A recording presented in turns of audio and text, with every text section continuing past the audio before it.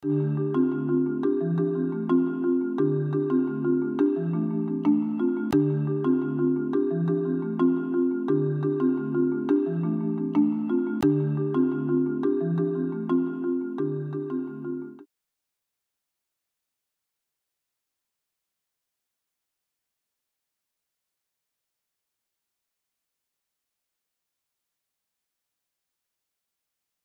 have you learned from teaching plus cattle ranching?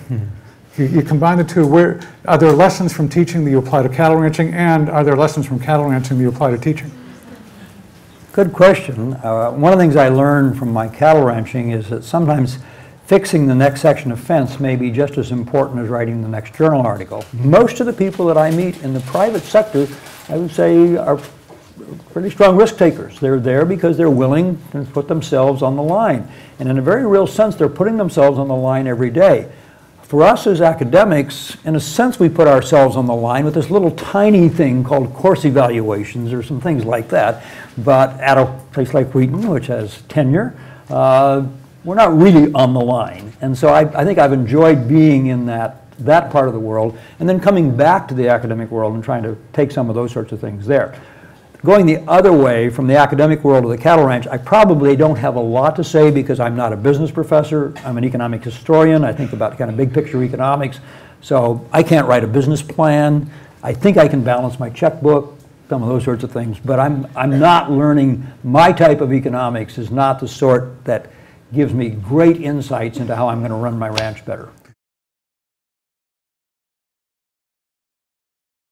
Is there in the first 3 chapters of Genesis a certain conflict in a way that sets up interesting problems for economics? Namely, we have the imago Dei, we're all created in God's image, and then we also have the fall and sin in Genesis 3.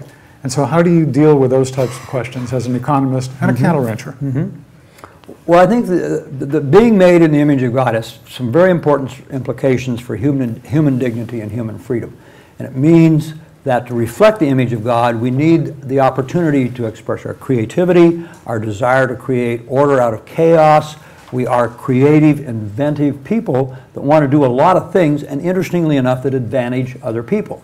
Basically, the economic growth seen in the 19th and 20th century in about a third of the world, unfortunately, not in the other 2/3 of the world, is basically because of entrepreneurial activity under a regime of freedom. The other problem, though, is that the fall means that we need to have some sorts of boundaries on what we do. And so we just can't turn people loose to do anything that they want to. Interestingly enough, from my perspective, market capitalism, which I would call entrepreneurial freedom, plus a regime of private property rights, well-defined and enforced property rights, is a very interesting combination of freedom and constraint. Basically says you have freedom in all sorts of realms, but you cannot violate the rights of another person. And a lot of people see private property as just basically the ability to do anything you want to. If you look historically, well-defined and enforced private property rights are one of the, and I'm talking also about the basic one of that would be self-ownership. So we're talking about outlawing slavery, outlawing bonded servitude, those sorts of things. If you look throughout history, if only the right of self-ownership and other private property rights would have been expressed and would have been defined and enforced, the poor, the marginalized, the very people that Christians ought to be concerned about would be far better off. Because throughout history, those people have had to face the depredation of others, and they've had to face the depredation of the powerful, the elite, those that have the political power.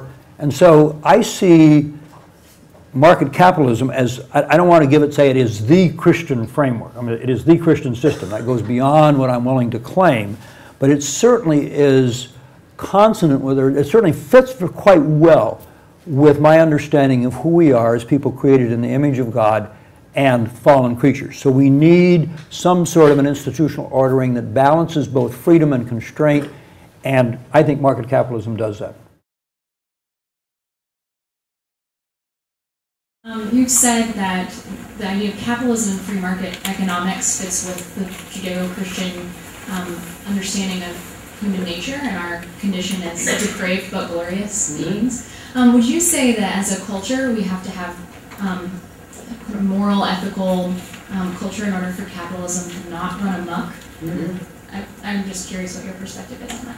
Yes, run amok might be too strong a term. But certainly for moral capitalism to work well, it needs to be underlaid by a vital civic culture and a strong moral base.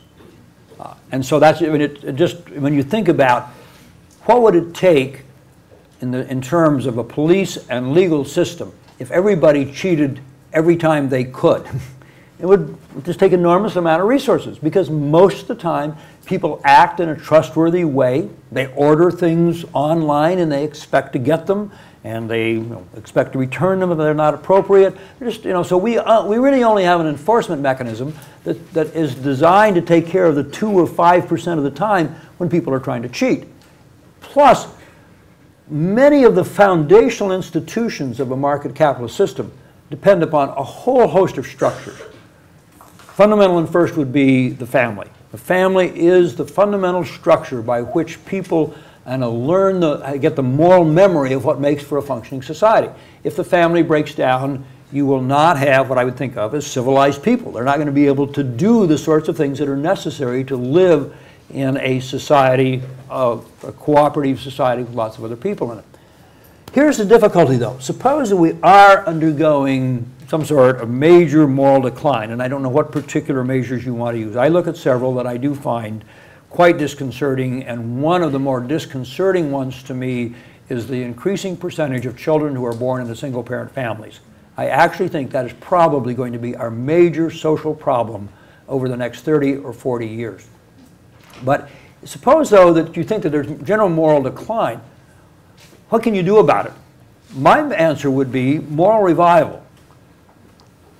Government is not very good at producing virtue. Now, it ought to not be on the side of decreasing virtue, but it's not a particularly good producer of virtue.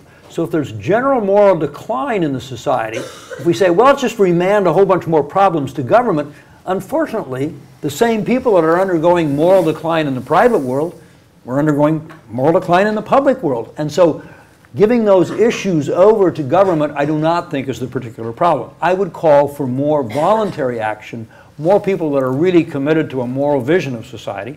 I do not know if a free society can survive or not. I mean, I think we are the great American experiment. I would hope that we can.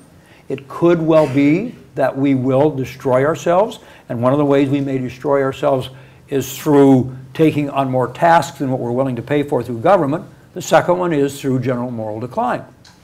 But I do not have a great answer than that, other than saying we ought to be committed to a moral vision of what the good life is all about, and try to get people to do that. Thanks.